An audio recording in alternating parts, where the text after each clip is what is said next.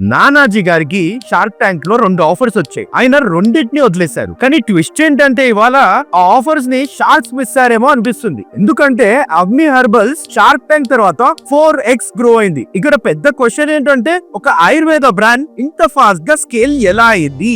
Synthetic products లో instant results ఇవ్వడం కష్టం, కానీ నానాజీ గారు మాత్రం 2 పవర్ఫుల్ థింగ్స్ ని క్రాక్ చేశారు. ఇవాల్టికి 13 lakh plus customers real hair transformation ని చూశారు. అంటే 35% plus repeat rate. Second, no compromise on quality. ప్రతి ప్రోడక్ట్ ని మ్యాండేటరీ క్లినికల్ ట్రయల్స్ తర్వాతనే లాంచ్ చేస్తారు. అంటే ప్రూఫ్ లేకపోతే ప్రోడక్ట్ లేదు. ఇంకా ఇంట్రెస్టింగ్ ఏంటంటే ఫైనల్ ప్రోడక్ట్ నే కాకుండా దాంట్లో వాడే రా మెటీరియల్స్ ని కూడా వాళ్ళే మ్యానుఫ్యాక్చర్ చేస్తారు. Full control on quality. అందుకే ప్రైసింగ్ చాలా అఫోర్డబుల్ గా ఉంది. ఇవన్నిటి వల్ల ఇవాళ అవ్మి హెర్బల్స్ 20 crores నుంచి 80 crores సేల్స్ రేంజ్ ఉంది. Lessons are simple. Right process, right quality, right patience. అందుకే అంటారు కదా, ఆయుర్వేద లేట్ గా గెలుస్తుంది కానీ పక్కాగా గెలుస్తుంది.